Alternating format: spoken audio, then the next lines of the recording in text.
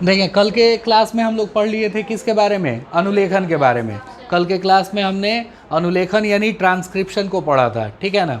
तो ट्रांसक्रिप्शन में हम लोग ये जाने थे डीएनए से क्या बनता है, एमआरएनए बनता है। लेकिन हम लोगों को ना ये टॉपिक दोनों ही प्रकार की कोशिकाओं में देखना है, यूकैरियोटिक में कैसे होता है, प्रोकैरियोटिक में कैसे होता है, क्योंकि दोनों में ये प्रक्रिया अलग अलग होती है। एंजाइम जो होते हैं वो भी अलग अलग होते हैं। तो सबको हम लोग देखेंगे, एक बार फिर से रिव्यू कर लेते हैं। हम लोग डीएनए से एमआरएनए बनने को क्या कहते हैं बताएं? अनुलेखन, ट्रांसक्रिप्शन कहते हैं। और इसके लिए एंजाइम की ज़रूरत होती है, ठीक है ना। कौन सा एंजाइम चाहिए? डीएनए निर्भर आरएनए पॉलीमरेज, ठीक है ना, डीएनए निर्भर आरएनए पॉलीमरेज। लेकिन जो यूकैरियोटिक कोशिकाएं होती हैं, यूकैरियोटिक कोशिकाओं में 3 प्रकार के क्या होते हैं बताएं? एंजाइम होते हैं। 3 प्रकार के आरएनए पॉलीमरेज होते हैं। RNA polymerase 1, RNA polymerase 2, RNA polymerase 3। लेकिन जो प्रोकैरियोट्स होते हैं, प्रोकैरियोट्स में एक ही प्रकार का आरएनए पॉलीमरेज होता है। इन सबको अब हम लोग लिखेंगे, ठीक है। फिलहाल जो है हम लोग इस चीज़ को समझ लिए थे। एक डीएनए दिया हुआ है, अब उस डीएनए को अगर अनवाइंड करते हैं तो हम लोगों को ये सभी स्ट्रैंड्स मिलेंगे। वो रीज़न भी हम लोग देखे थे। रीज़न जो है वो कौन कौन सा होता है, तो हम लोगों ने देखा था उन्नायक स्थल, और उसके बाद जो है क्या चीज़, समापक स्थल। उन्नायक स्थल हो गया, समापक स्थल हो गया, ठीक है ना। यहाँ से अनुलेखन जो है वो क्या होता है, आरंभ होता है। उन्नायक स्थल हम लोग किसको कहते हैं, कल बताए थे ना, किसको कहते हैं? अनुलेखन शुरू होता है, ठीक है। और जहाँ पे अनुलेखन की प्रक्रिया समाप्त होती है उसको क्या बोलते हैं? समापक स्थल बोलते हैं। अनुलेखन आरंभ स्थान, और अनुलेखन आरंभ स्थान किस रज्जुक का होता है बताएं? अनुलेखन आरंभ का जो स्थान होता है वो तो कोडिंग रज्जुक से पहचाना जाता है, ठीक है ना। समापक स्थल भी जो है कोडिंग रज्जुक से पहचाना जाता है। लेकिन अनुलेखन किसका होता है, किस वाले रज्जुक का? टेम्पलेट रज्जुक का। अनुलेखन किसका होता है? टेम्पलेट रज्जुक का होता है। और किन जीनों का होता है? संरचनात्मक जीन का। टेम्पलेट रज्जुक पे संरचनात्मक जीन होते हैं। कल हम लोगों ने ये बात पढ़ी थी, ठीक है। और कोडिंग रज्जुक पे क्या होते हैं? कोडिंग रज्जुक पे केवल उन्नायक स्थल और समापक स्थल होता है। हाँ सही है, हम लोग भी वही पढ़े थे। यहाँ देखें, 5th प्राइम से 3rd प्राइम, 5th प्राइम से 3rd प्राइम, कौन सा रज्जुक? इसीलिए ये फिगर जो है दोनों इंक्लूड किए हैं हम लोगों ने क्या पढ़ा था और हमारे बुक में क्या दिया हुआ है, ये दोनों सामने है हमारे, ठीक है।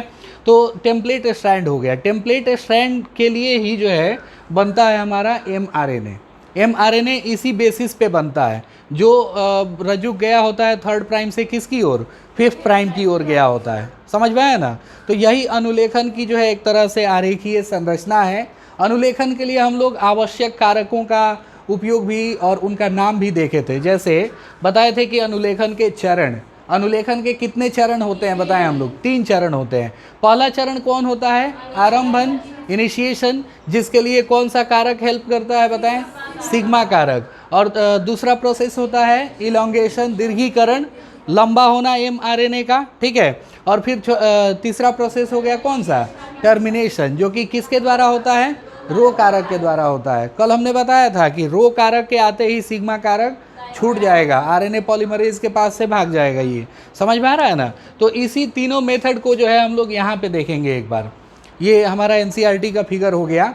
और ये देखे जरा, किस में अनुलेखन की प्रक्रिया को समझाया जा रहा है? बैक्टीरिया में। बैक्टीरिया जो है वो कौन होते हैं बताएं हम लोग? बैक्टीरिया कौन होते हैं? बैक्टीरिया जो है वो प्रोकैरियोटिक कोशिकाएं होती हैं। कौन सी कोशिकाएं होती हैं बताएं? प्रोकैरियोटिक कोशिकाएं।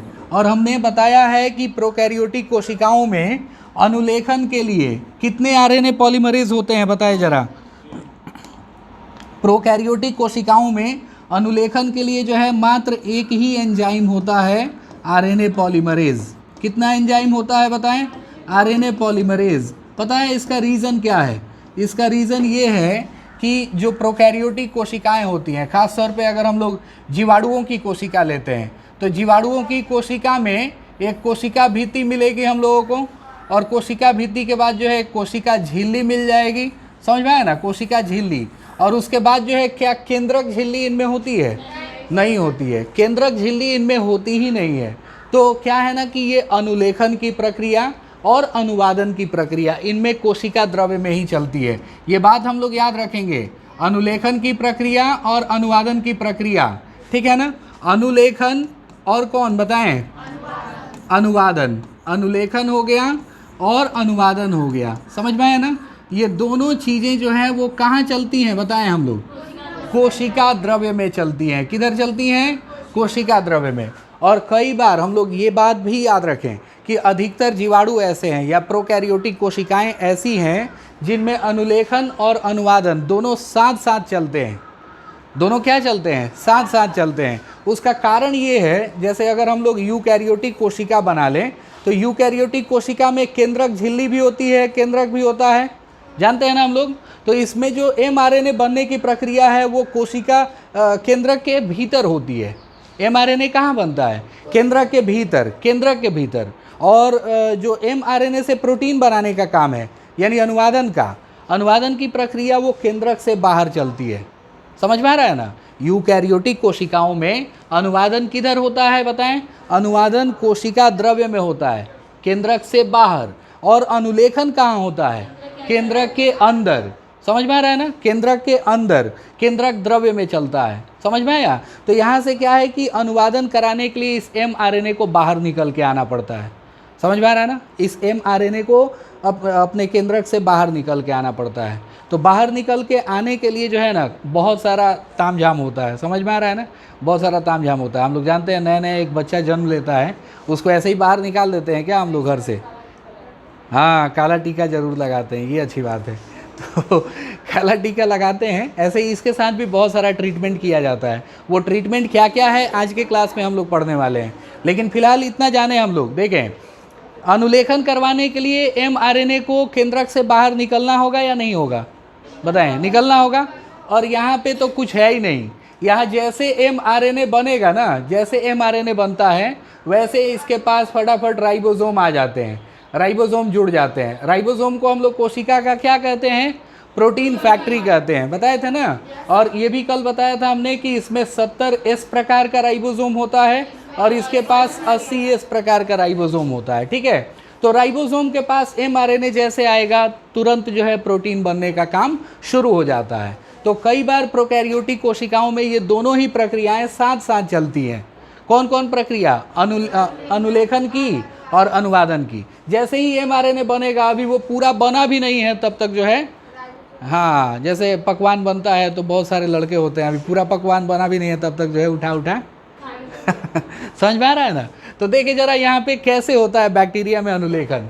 यहाँ देखें, पहला प्रोसेस जो है वो क्या दिखाया गया है, इनिशिएशन, जानते हैं ना हम लोग।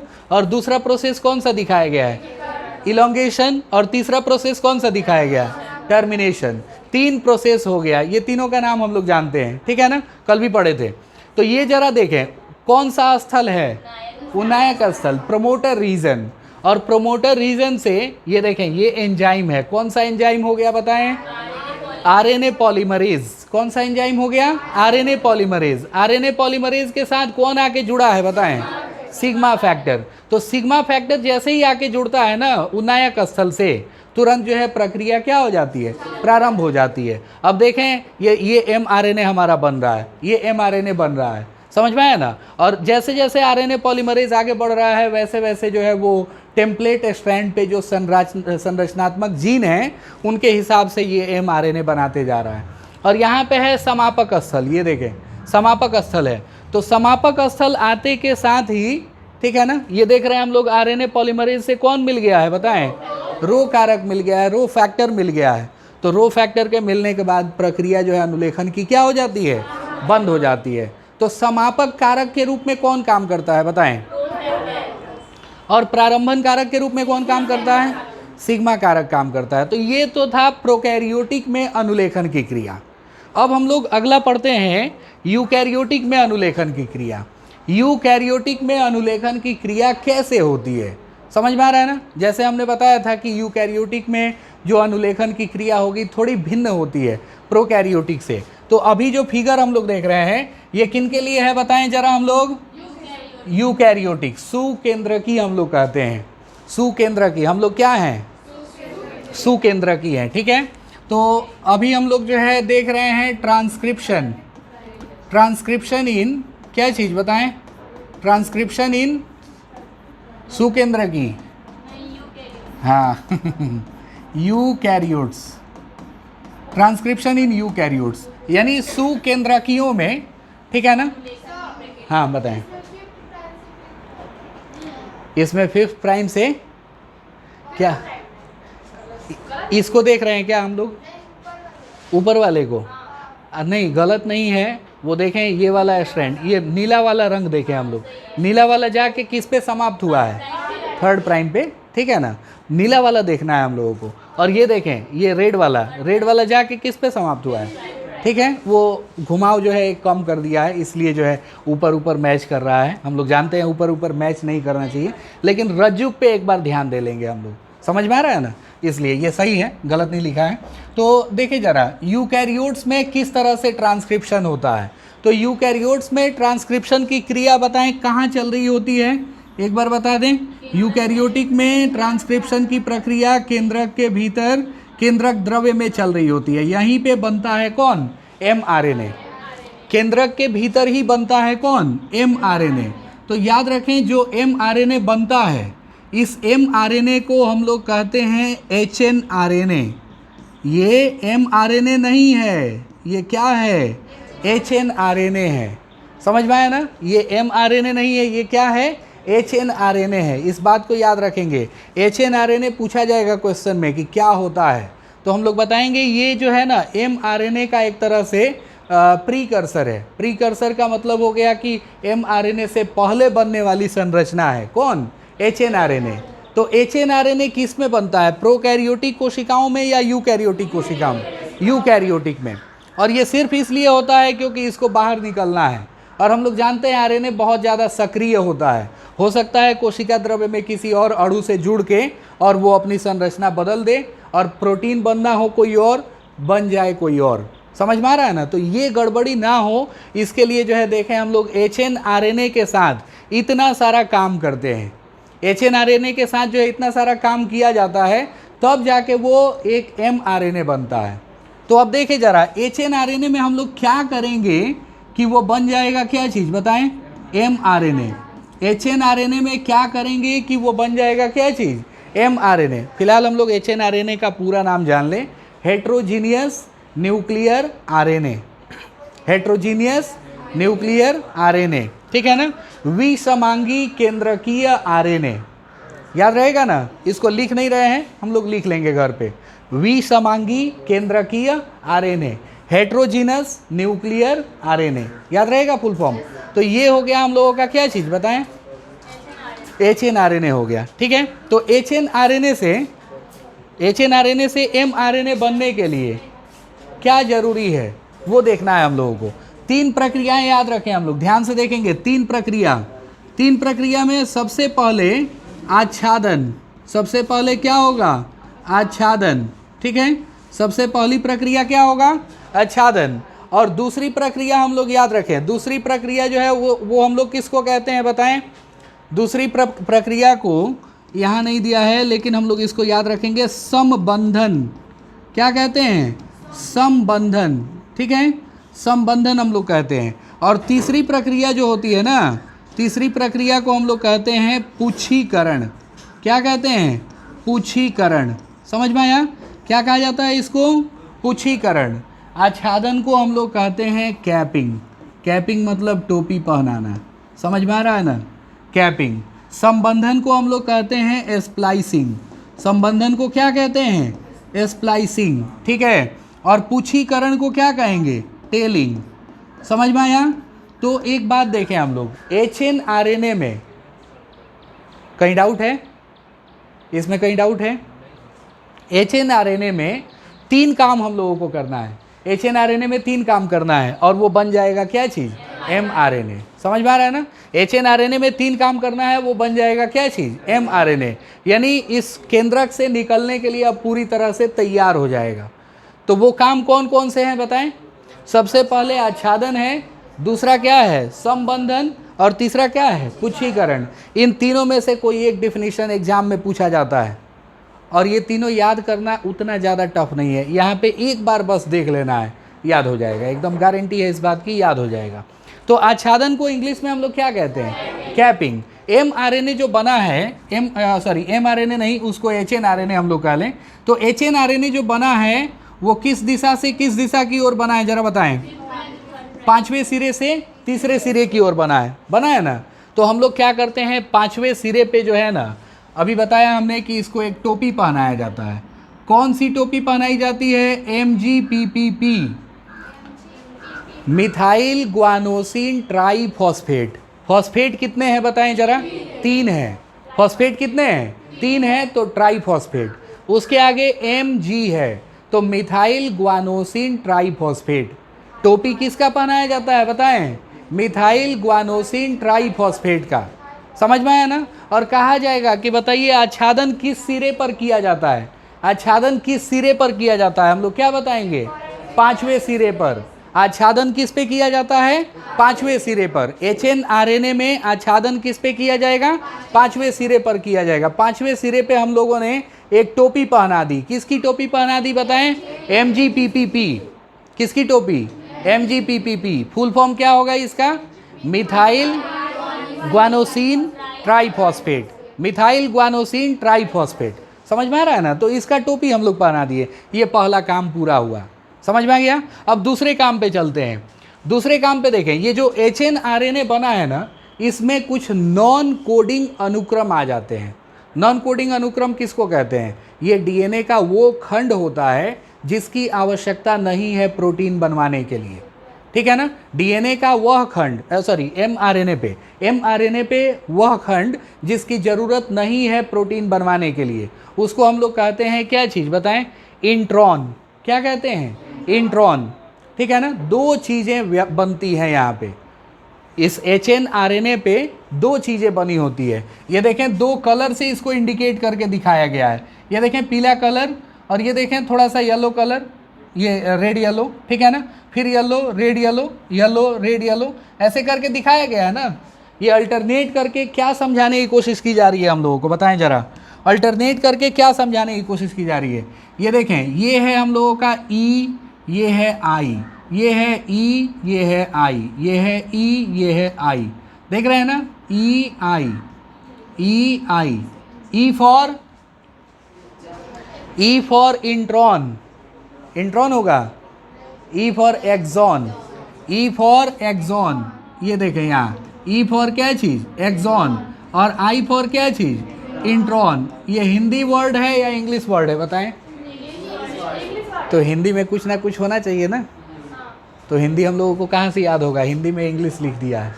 इसको हम लोग कहते हैं अव्यक्तिक। क्या कहते हैं? अव्यक्तिक। इतना डेंजर वर्ड लिख देगा तो हम लोग जो है है ना, इसको क्या कहते हैं? अव्यक्तिक। इसीलिए वो नहीं लिखा है। बच्चे लोग जो है खुद ही कंफ्यूज हो जाएंगे। और एक्सॉन को हम लोग हिंदी में कहते हैं व्यक्तिक। ओ हटा देंगे, व्यक्तिक। ये व्यक्तिक और अव्यक्तिक का मतलब क्या होता है वो जरा जाने। व्यक्तिक का मतलब होता है जो अपने आप को व्यक्त करता है। समझ में आ रहा है ना। अर्थात प्रोटीन बनाने में इसकी ज़रूरत है। और अव्यक्तिक का मतलब होता है, अ मीन्स क्या होता है? नहीं। और व्यक्तिक का मतलब हो गया जो अपने आप को व्यक्त नहीं करता है। तो अव्यक्तिक हम लोग कहेंगे किनको? जिनकी ज़रूरत प्रोटीन बनाने में नहीं है। एक बार फिर से बताएं, कितने अनुक्रम होते हैं? कितने प्रकार के अनुक्रम होते हैं यहाँ? 2 प्रकार के। कौन कौन? Intron, exon. कौन कौन? Intron, exon. किसकी ज़रूरत होती है प्रोटीन के लिए? एक्सॉन की ज़रूरत होती है। किसकी ज़रूरत नहीं होती है? इंट्रॉन की ज़रूरत नहीं होती है। तो जिसकी ज़रूरत नहीं है उसको हम लोग किक कर देते हैं, पता है ना। जिसकी ज़रूरत नहीं है उसको जो है हम लोग निकाल देते हैं।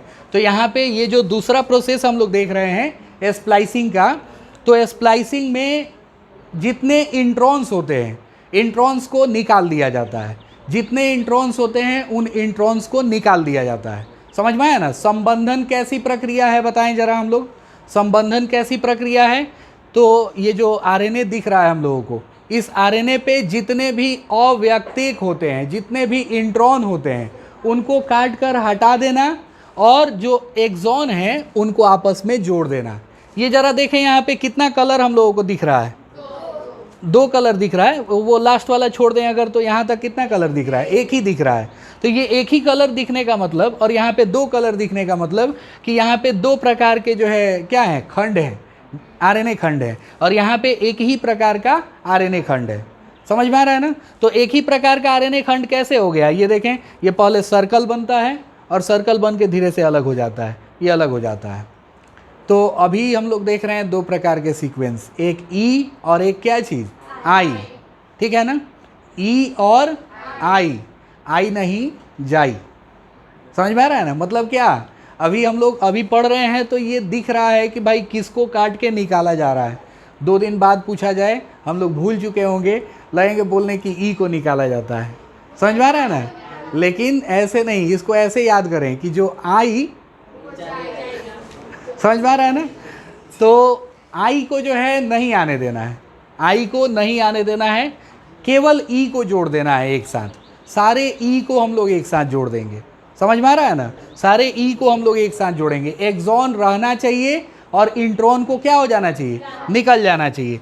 तो ये प्रक्रिया जो है ना, ये प्रक्रिया एक एंजाइम द्वारा होती है। ये देखें यहाँ, ये देखें यहाँ कौन से एंजाइम द्वारा होती है ये प्रक्रिया, उसका नाम हम लोग देखें एक बार। नाम है उस एंजाइम का स्प्लाइसोसोम। ये नीट के एग्जाम में पूछा गया क्वेश्चन है कि बताइए संबंधन की प्रक्रिया किस एंजाइम के द्वारा होती है। संबंधन की प्रक्रिया किस एंजाइम के द्वारा होती है, इस चीज़ को हम लोग देखेंगे। बहुत सारे बुक में ये नहीं मिल पाएगा ये चीज़, ठीक है ना? स्प्लाइसोसोम होता है। क्या होता है? स्प्लाइसोसोम होता है। समझ में आ रहा है ना? स्प्लाइसोसोम एंजाइम के द्वारा ही स्प्लाइसिंग किया जाता है। क्या किया जाता है? स्प्लाइसिंग। तो पहली प्रक्रिया हम लोग पढ़ पाए कि नहीं, बताएं? पूछा जाएगा कि बताइए आच्छादन किसको कहते हैं, हम लोग क्या कहेंगे? HNRNA के 5वें सिरे पर MGPPP जोड़ा जाता है, जिस प्रक्रिया को हम लोग क्या कहते हैं? आच्छादन कहते हैं। याद हो जाएगा ना? आच्छादन किसको कहते हैं? HNRNA के 5वें सिरे पर MGPPP का जोड़ना क्या कहलाता है? आच्छादन। संबंधन किसको कहते हैं? संबंधन कहते हैं हम लोग HNRNA पर 2 प्रकार के खंडों में से एक्सॉन को रखना, ठीक है ना, और इंट्रॉन को निकाल देना। इंट्रॉन को निकाल देना और जितने एक्सॉन बने हैं उनको आपस में जोड़ देना। क्या कहलाता है? संबंधन कहलाता है। याद हो पा रहा है कि नहीं? अगर फिगर हम लोग समझ आते हैं ना तो डिफिनीशन अपने से बना के हम लोग लिख सकते हैं। ठीक है, अब कौन सी प्रक्रिया बच गई है बताएं? पूंछीकरण, पूंछ लगाना। समझ में आया ना? इसका पूंछ लगा दिया जाता है। ठीक है, किसका पूंछ लगाया जाता है? HNRNA को। HNRNA को पूंछ लगा दिया जाता है। किसका पूंछ लगाया जाता है? तो ये देखे जरा, ए का पूंछ लगाया जाता है। और पॉली मतलब क्या होता है? पॉली मतलब बहु। पॉली मतलब क्या होता है? बहुत सारा। ठीक है, और ए हम लोग किसको कहते हैं? एडेनिन। किसको कहते हैं? एडेनिन को कहते हैं। ए फॉर एडेनिन हो गया। समझ में आया ना? तो कहा जाएगा कि बताइए ये जो HNRNA है, इस पे जो पूंछ लगाया जाता है वो पूंछ किसका होता है? तो हम लोग कहेंगे एडेनिन का पूंछ होता है। किसका पूंछ होता है? एडेनिन का। ये भी पूछा जा सकता है कि भाई कितने एडेनिन जोड़ते हैं हम लोग? पॉली मीन्स तो बहुत सारा हो गया, लेकिन आखिर कितना? तो हम लोग बताएंगे 200 से 300। कितना बताएंगे बाबू? 200 से 300।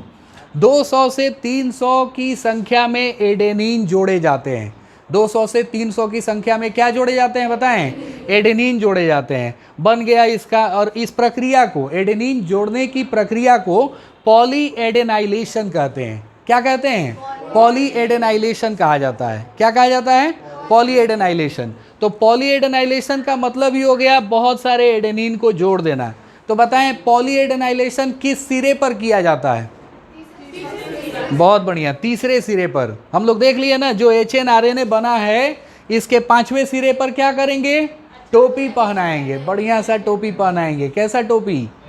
MGPPP का टोपी। ठीक है, और तीसरे सिरे पर क्या करेंगे बताएं? पूंछ लगाएंगे। किसका पूंछ लगाएंगे? एडेनिन का। कितने एडेनिन होने चाहिए? 200 से 300। और बीच में क्या करेंगे? बीच में उसका कुछ भाग ऐसा होता है जिसकी ज़रूरत नहीं होती है। किसकी ज़रूरत नहीं होती है? इंट्रॉन की। किसकी ज़रूरत नहीं होती है? इंट्रॉन की। इंट्रॉन को अव्यक्तिक कहा जाता है। ठीक है ना, इनकी आवश्यकता नहीं है, तो इनको काट के निकाल दिया जाता है और बचे हुए भाग को आपस में क्या किया जाता है? जोड़ दिया जाता है। इस प्रक्रिया को ही हम लोग क्या कहते हैं?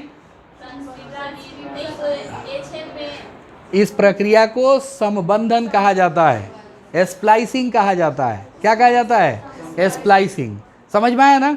तो अब जाके अब हमारा HNRNA जो है बना है क्या चीज़? mRNA। समझ में आया ना? अभी कैसे हमने बताया था कि छोटे बच्चे जो होते हैं उनको घर से बाहर निकालना है तो पहले जो है क्या लगाया जाएगा? टीका लगाया जाएगा। क्यों लगा दिया जाएगा? बहुत सारे लोग होते हैं बाहर में, कई तरह के लोग होते हैं, नज़र ना लगे उसको। तो ये बेचारा बाहर निकलने वाला है, ये अपने घर से बाहर निकलने वाला है, तो बाहर निकलने के पहले इसका पूरा इंतजाम हम लोग कर देते हैं। समझ में आ रहा है ना? अब कोई भी देखेगा इसको बाहर जाते हुए तो ये दिखाई देगा कि भाई इसको टोपी पहनाया गया है, इसका पूंछ लगाया गया है, इससे जाके नहीं जुड़ना है। तो इस तरह से कोई भी अणु mRNA से नहीं जुड़ता है और ये असली इन्फॉर्मेशन लेके पहुंचता है किसके पास? राइबोसोम के पास। किसके पास पहुंचता है? राइबोसोम के पास। क्या कराने? प्रोटीन बनवाने। कहता है कि भाई चलो लेके आ गए हम इन्फॉर्मेशन, प्रोटीन बनाना शुरू करो। तो mRNA जो है ये पहुंचेगा जब राइबोसोम के पास। राइबोसोम को हम लोग प्रोटीन फैक्ट्री कहते हैं। वो क्या बनाना शुरू करेगा बताएं? प्रोटीन, अमीनो अम्ल बनाएगा और अमीनो अम्ल जो है आपस में जुड़ के क्या बना देंगे? प्रोटीन बना देंगे। और इस क्रिया को क्या कहते हैं? अनुवादन, ट्रांसलेशन। क्या कहते हैं? ट्रांसलेशन कहते हैं। अब सवाल है एक और कि यूकैरियोट्स जो होते हैं अर्थात सुकेंद्रकी जो होते हैं, इसमें कितने प्रकार के आरएनए पॉलीमरेज होते हैं? अभी हमने बताया था ना, यहाँ कितने प्रकार के आरएनए पॉलीमरेज होंगे? इसमें हमने दिखाया कि एक ही तरह का आरएनए पॉलीमरेज होगा। किसमें? प्रोकैरियोटिक में। लेकिन यूकैरियोटिक में हमेशा हम लोग याद रखें 3 प्रकार के आरएनए पॉलीमरेज होते हैं। कौन कौन से बताएं? सबसे पहले हो जाएगा आरएनए पॉलीमरेज 1। आरएनए पॉलीमरेज कौन? 1, ठीक है। सेकंड हो जाएगा कौन सा? RNA polymerase 2। RNA polymerase 2। और थर्ड हो जाएगा कौन सा? RNA polymerase 3।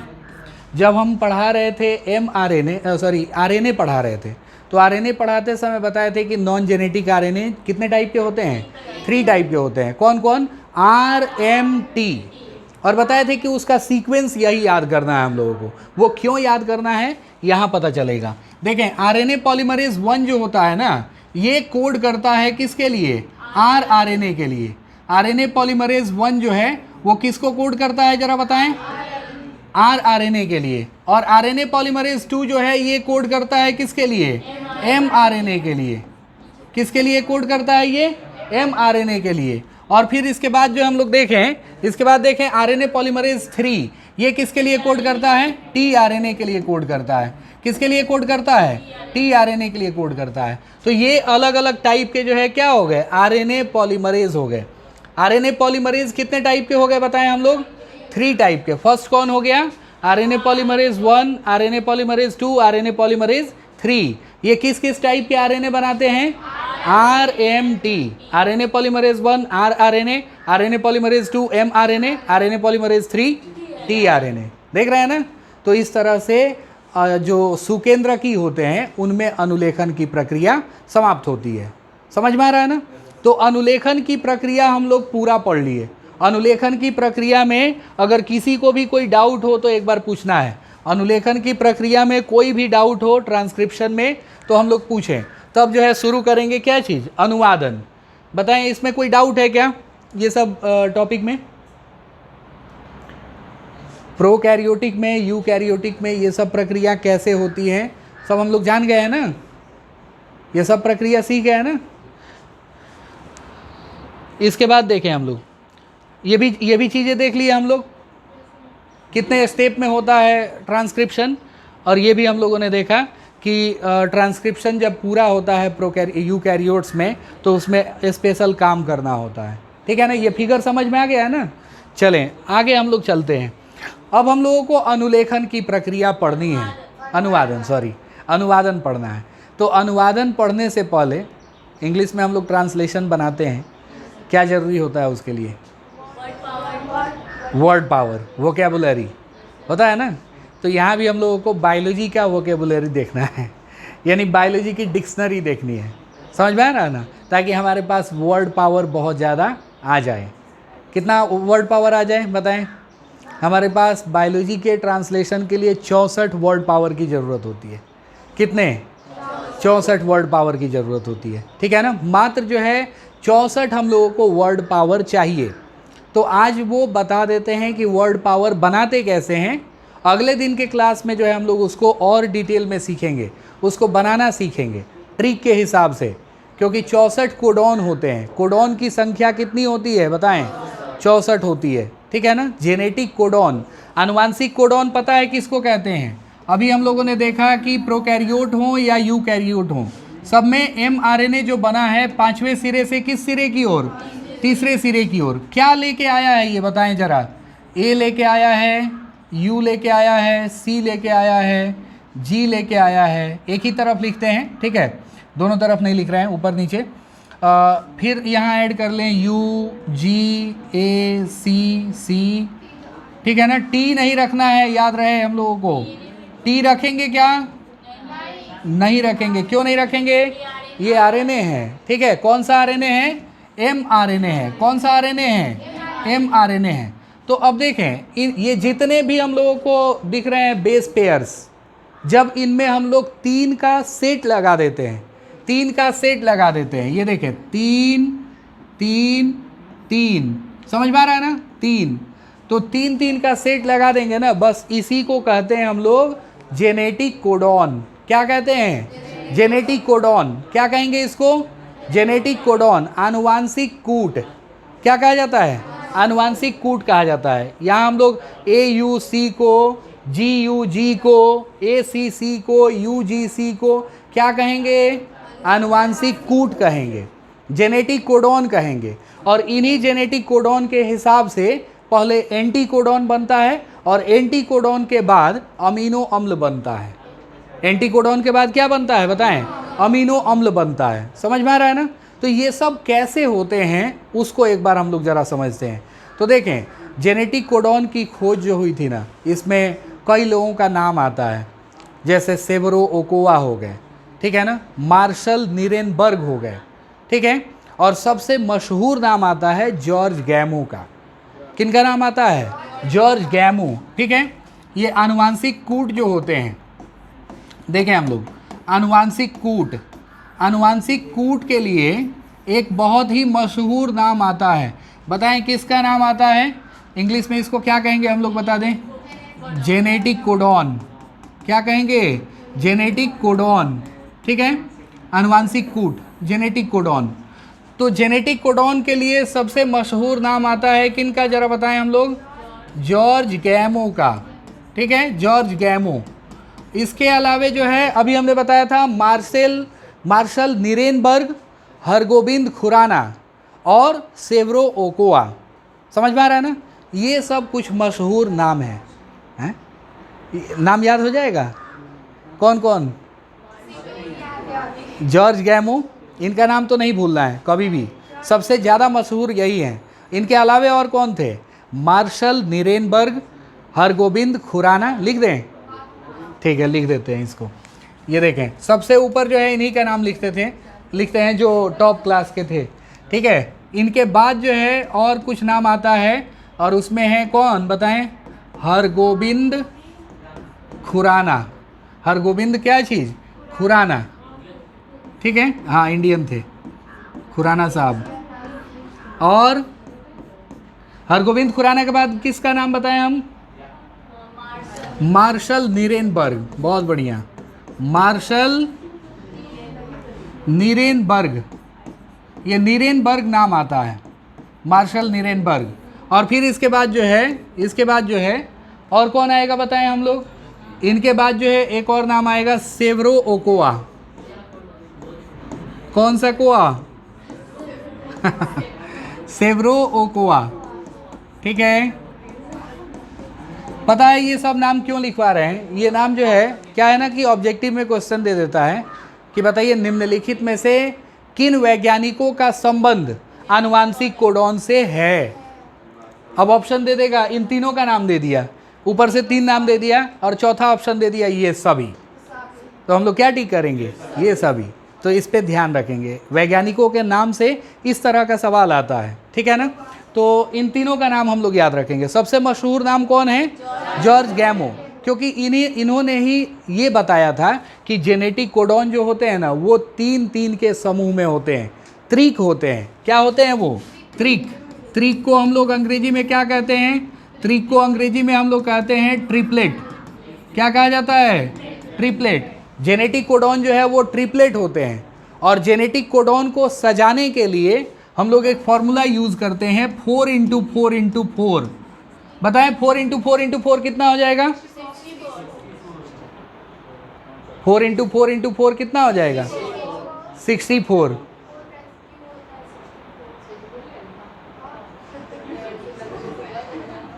कितना हो जाएगा? 64 हो जाएगा। समझ में आ रहा है ना? जेनेटिक कोडॉन्स कितने होते हैं? 64 होते हैं। और एक बात और देखें हम लोग, बेस पेयर कितना होता है जरा बताएं? नहीं, बेस पेयर, अरे बेस पेयर जो है वो आरएनए की बात कर रहे हैं हम लोग। कौन से बेस पेयर होते हैं बताएं? बेस पेयर 4 होते हैं, इसीलिए तो यहाँ देख रहे हैं हम लोग 4x4x4, ठीक है। बेस पेयर 4 होते हैं। और अमीनो अम्ल कितने होते हैं? बेस पेयर 4 होते हैं, अमीनो अम्ल जो है वो होते हैं टोटल कितने बताएं जरा? कई बार बता चुके हैं हम। अमीनो अम्ल 4 होते हैं। बहुत बढ़िया, 20 होते हैं, बहुत अच्छे। 20 अमीनो अम्ल होते हैं। 170 अमीनो अम्ल होता है हमारे शरीर में, लेकिन 20 जो है वो आवश्यक अमीनो अम्ल की श्रेणी में आते हैं, और 150 जो है अनावश्यक अमीनो अम्ल होते हैं जो खुद से बन जाते हैं हमारे शरीर में। तो ये आवश्यक अमीनो अम्लों की संख्या कितनी है? 20। और जेनेटिक कोडॉन की संख्या कितनी है? 4। दोनों में बराबरी है क्या? अगर हमारे पास 4 रोटी है, 20 लोगों में बांटना है, क्या उपाय है हमारे पास बताएं? आधा आधा करना पड़ेगा कि नहीं? आधा आधा करना पड़ेगा। यानी आधा आधा करने का मतलब यहाँ ये हुआ ना कि ये जो कोडॉन्स हैं इनको एक साथ मिला के और बहुत सारा कॉम्बिनेशन बनाना होगा, तब जाके जो है कहीं 20 अमीनो अम्ल बनेंगे इन कोडॉन्स से। तो ये बात बताई थी जॉर्ज गैमो ने। किसने बताई थी? जॉर्ज गैमो ने बताई थी, इसीलिए इनका नाम फेमस है। ये भी बात बताए थे कि जेनेटिक कोडॉन ट्रिपलेट होते हैं, इनको हम लोग लगातार पढ़ते हैं बिना किसी पंक्चुएशन मार्क के। पंक्चुएशन मार्क हम लोग समझते हैं ना, full stop, comma, exclamation sign, question sign, ये सब कुछ नहीं होता है, इसमें कहीं भी रुकना नहीं है। 3-3 के समूह में पढ़ते जाना है, एकदम नॉन स्टॉप पढ़ते जाना है। mRNA पे जो भी इंफॉर्मेशन आया है 3-3 के समूह में उसमें नॉन स्टॉप हम लोग पढ़ते जाएंगे, ठीक है। ये बात भी इन्होंने ही बताई थी, और ये भी बताया था कि ये त्रिक के रूप में होते हैं। ये टोटल 64 होते हैं, इनको 3-3 के समूह में सजाते हैं, और 3 के समूह में इसलिए सजाने की ज़रूरत पड़ती है क्योंकि अमीनो अम्लों की संख्या 20 है और जेनेटिक कोडॉन ये जो बेस पेयर्स हैं इनकी संख्या कितनी है? 4 है। तो ज़रूर किसी ना किसी को एक साथ कंबाइन करके और हम लोग बहुत सारा कॉम्बिनेशन तैयार करेंगे। तो देखें, अब इन सब कंक्लूजन से उन्होंने एक चेक बोर्ड बनाया। क्या बनाया? चेक बोर्ड किसको कहते हैं जरा बताएं हम लोग? चेक बोर्ड हम लोग कहते हैं, चेस खेलते हैं चेस, उसके बोर्ड को क्या कहते हैं हम लोग? अच्छा, याद आ गया। देखें, हम लोग भी एक चेक बोर्ड बनाते हैं, लेकिन ये चेक बोर्ड थोड़ा अलग होगा, चेस से अलग होगा। ये देखें जरा, आज के क्लास में हम लोग सिर्फ चेक बोर्ड बनाना सीखेंगे। याद रखें, आज के क्लास में सिर्फ चेक बोर्ड बनाना सीखेंगे, और कल जो है इसको बताएंगे कि इसमें कौन कौन से अमीनो अम्ल होते हैं, उनको याद कैसे किया जाता है। तो कल का क्लास बहुत इंपॉर्टेंट होने वाला है। फिलहाल देखें हम लोग यहाँ, अभी यहाँ ध्यान रखो। तो देखें हम लोग, ये हो गया। इधर से भी कितने कितने बॉक्सेस बनाने हैं बताएं जरा हम लोग? इधर से 4 और इधर से भी कितना? 4। समझ में आ रहा है ना? और देखें हम लोग, फर्स्ट बेस जो होता है ना इधर से चुनेंगे। सब लोग जो है ध्यान यहाँ लगा दें 2-4 मिनट के लिए, नहीं तो ये बहुत इंपॉर्टेंट चीज़ है, निकल जाएगा, समझ में आएगा नहीं फिर बाद में। फर्स्ट बेस पेयर यहाँ से चुनते हैं, और सेकेंड बेस पेयर हम लोग ऊपर से चुनते हैं। सेकेंड बेस पेयर कहाँ से चुनते हैं? और थर्ड बेस पेयर चुना जाता है साइड से, राइट साइड से थर्ड बेस पेयर चुनेंगे। और बेस पेयर कितने हैं हमारे पास बताएं? 4, ठीक है। कौन कौन है? ए, यू, है, इसको पता है हम लोग कैसे लिखते हैं? इसका एक अनुक्रम हम लोग निर्धारित करते हैं। इसको लिखते हैं UCAG, याद रख लें। जेनेटिक कोडॉन जब बनाते हैं तो लिखते हैं UCAG। क्या लिखा जाता है? UCAG। UCAG क्या लिखते हैं? तो फर्स्ट वाला देख लिए हम लोग, सेकंड वाला देख लिए, अब बारी किसकी है? थर्ड वाला थोड़ा स्पेशल होता है, पढ़े हैं ना? थर्ड वाला थोड़ा स्पेशल होगा। ये देखिए क्यों स्पेशल होगा, UCAG क्यों स्पेशल है, समझ में आया? एक ही में चारों आएगा, यहाँ भी आएगा UCAG, समझ में आया? और यहाँ भी आ जाएगा UCAG, ठीक है, यहाँ भी आ जाएगा UCAG, देख लिए। इस तरह से हम लोग चेक बोर्ड ये डिज़ाइन करते हैं, और डिज़ाइन करने के बाद अब चलें जरा बेस पेयर लाना। फर्स्ट बेस कहाँ से चुनना है? लेफ्ट से, तो लेफ्ट से हमने चुना U। सेकेंड बेस कहाँ से चुनना है? ऊपर से, हमने चुना U। और थर्ड बेस कहाँ से चुनना है? राइट से, हमने चुना U। क्या आ गया? U। समझ में आया ना? और फिर क्या आएगा बताएं? अगला बताएं। U, साइड से U, ऊपर से U, उधर से कौन आएगा? C। U A, बहुत अच्छे, UUA,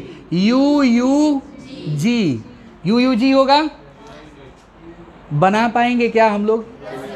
इसको बना के दिखाएं, इसको बना के दिखाएं। अच्छा, C और A हो जाएगा, और UCAG हो जाएगा। देख रहे हैं, आसान है बनाना। तो ये एक बार अगर सीख गए ना अच्छे से, 64 का 64 हमको याद हो जाएगा। टोटल कितना रिजल्ट मिलने वाला है इसमें बताएं जरा? 64 रिजल्ट मिलने वाला है, क्योंकि 4 × 4 × 4, समझ में आ रहा है ना? 4 4 जा और 16 4 जा, 16 4 जा 64। टेबल तो याद है जी। अच्छा, ये बताएं कितना हुआ? यहाँ का फील करके दिखाएं, यहाँ का। हाँ बनाएं। जी, चलिए ओके जी। और अच्छा, फिर से जी, और UCAG, है ना? इसका बनाएं जरा, इसका। ये CC बोतल कौन बेच रहा है जी? U, ठीक है, और उधर से UCAG, ठीक है, हो जाएगा ना? समझ में आ रहा है? चले, बहुत अच्छा। इसको जरा फिल करके दिखाएं। C, बहुत सारा CC, और बताएं। UCAG बनाना बहुत भारी है ना? आसान है? पहले जब हम लोग बुक में देखते हैं ना, तो लगता है कि भाई ये क्या दे दिया है, कैसे बनाएंगे हम लोग, इतने छोटे बेचारे बच्चे फंस गए। अब बना पाएंगे लोग कि नहीं? बना पाएंगे लोग ना?